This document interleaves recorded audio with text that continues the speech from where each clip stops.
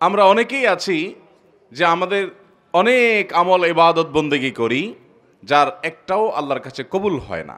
বিশ্বজুড়ে কোটি কোটি মুসলমান নামাজ রোজার মাধ্যমে আল্লাহ তাআলার সন্তুষ্টি অর্জনের চেষ্টা করে, কিন্তু আপনি কি জানেন এমন কিছু ব্যক্তি আছে যাদের নামাজ রোজা তো দূরের কথা, এমনকি তাদের তওবাও কবুল হয় না। কারা তারা?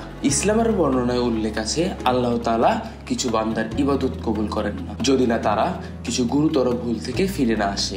হাদিস ও কোরআনের আলোকে জানা গেছে বিশেষ কয়েক ধরনের মানুষের ইবাদত কবুল হয় না। মানবাধিকার লঙ্ঘনকারী, যারা অন্য মানুষের হক নষ্ট করে, যেমন অন্যের সম্পদ আত্মসাৎ করা, কাউকে মিথ্যা অভিযোগে অপমান করা, গীবত করা ইত্যাদি।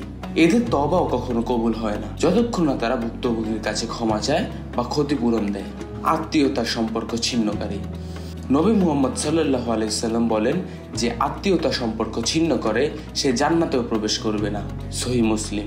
অহংকারী ও গর্বিত ব্যক্তি, আল্লাহ বলেন তিনি অহংকারীর দিকে তাকান না। অহংকার একজন মানুষকে আল্লাহর নিকট থেকে দূরে সরিয়ে দেয়। চরম বিদ্বেষ পোষণকারী, যারা অন্য মুসলমান ভাইয়ের প্রতি দীর্ঘদিন ধরে হিংসা বা ঘৃণা পোষণ করে, তাদের তওবা কবুলে বিলম্ব হতে পারে। হাদিসে এসেছে প্রতি সপ্তাহে দুজন মুসলমানের আমল আল্লাহর কাছে পেশ করা হয় না যদি তাদের মাঝে শত্রুতা থাকে। নামাজ ইসলামের মৌলিক রুকুন এবং প্রতিটি মুসলমানের উপরে ফরজ ইবাদত। পবিত্র কোরআনে ৮২ বার সালাতের গুরুত্বের কথা এসেছে। আল্লাহ তাআলা বলেন, নিশ্চয়ই সালাত মুসলমানদের উপর নির্দিষ্ট সময় ফরজ। সূরা নিসা আয়াত ১০৩। নামাজ রোজা বা তওবা নিজের ইচ্ছা মতো করলে গ্রহণযোগ্য হবে না। ইসলামে বলে আল্লাহর সন্তুষ্টি অর্জনের জন্য নিখাত মনোভাব ও সঠিক পদ্ধতি জরুরি।